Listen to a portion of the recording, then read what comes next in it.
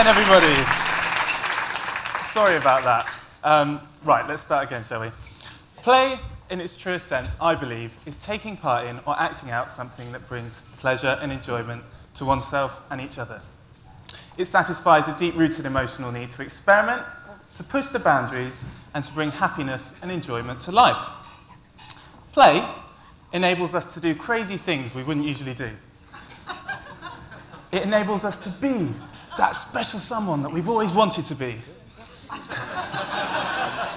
It enables us to test ourselves in each other and develop personally and emotionally. Play brings people together. It creates and enhances friendship. It brings us joy, and it can even invoke love. So, why? If play does all of these wonderful things for us, don't we let ourselves play more? We now as a race work harder than we ever have done before. In fact, you guys in the States work some of the longest hours under the sun. The most play for us as adults usually comes in our spare time. But for you guys, working an average 50-hour week and then just taking 13 days vacation leaves you with very little playtime. In a 2008 TED Talk, Stuart Brown spoke of how play satisfies a deep-rooted emotional desire throughout the natural world. Yet for us humans, expressions like work hard, play hard are drummed into us from an early age. Why do we have this perception? Why is play seen as a reward for hard work? Why do we have to earn our playtime?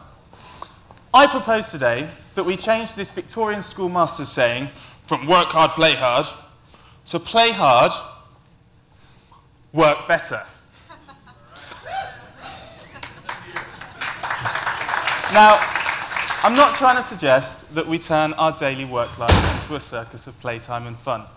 I completely understand that deadlines also help the creative process.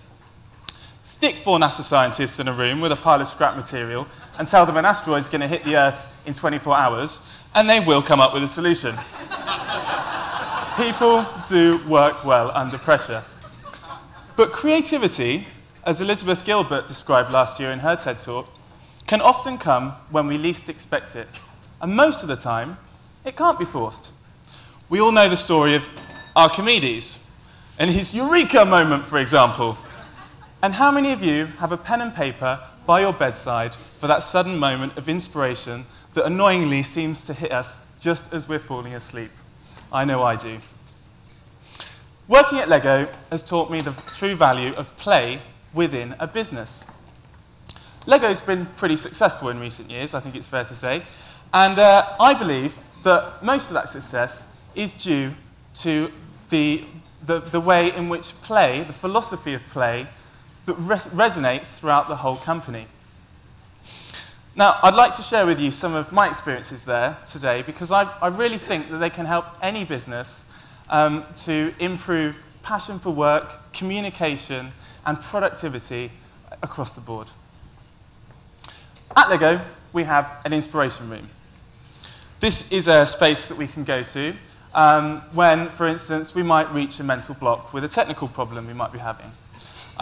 Instead of spending hours and hours staring at it and not getting anywhere, we might go to this room, play some computer games, get inspired for some future play themes, or simply play some table football with some friends. Either way, when we come back to work, we're refreshed and recharged, and often solve the problem within a few minutes. And it's not just something that happens at Lego either. In Utrecht, Holland, a few years ago, an experiment was carried out where staff at an insurance company were allowed to play computer games for up to an hour a day. Their minds were given a break from the complex tasks at hand, and results showed that productivity and job satisfaction increased across the board.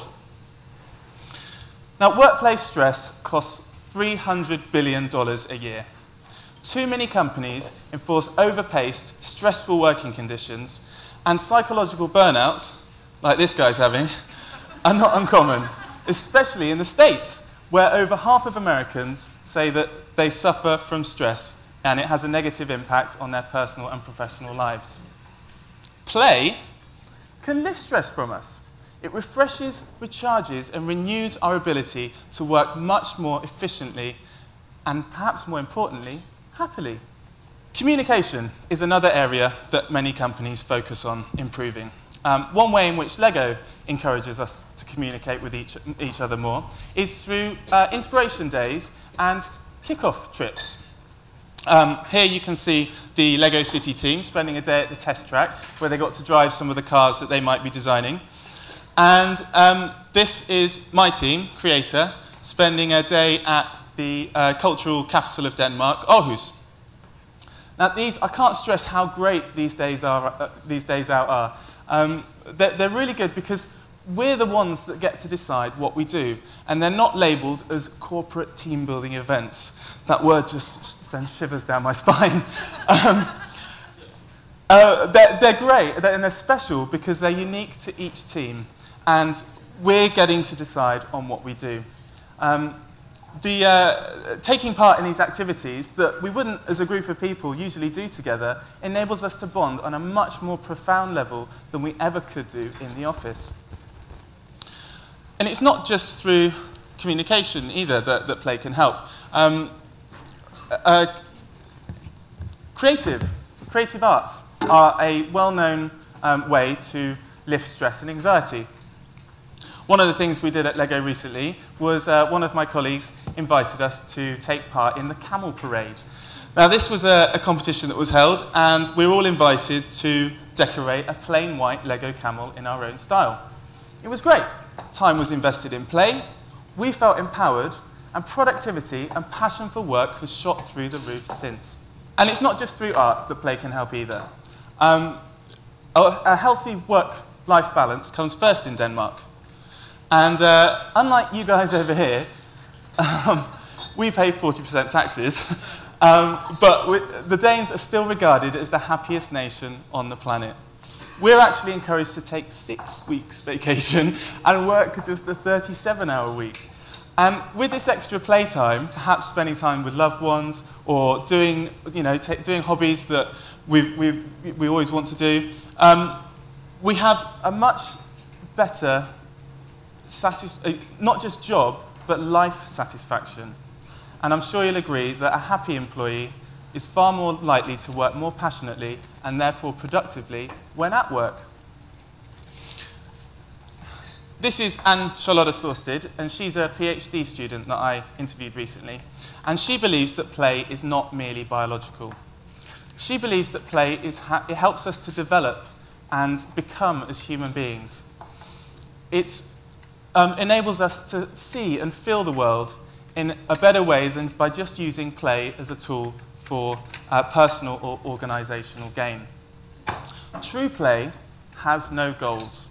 The beauty of play in its truest form is that it's a transformational space where there are no rules or limits, where we're free to do things that we wouldn't usually do, say those things to people that we couldn't usually say, and see what happens. My dream is for all companies to dedicate the time and space to let this kind of play happen. I believe that in doing so, they will be far more open to the creativity, innovation, and novel thinking that's needed to solve many of today's problems. So please, go back to your work, create an art space, encourage healthy vacation, have fun, and start the revolution. Let's play hard so that we can work better. Thank you.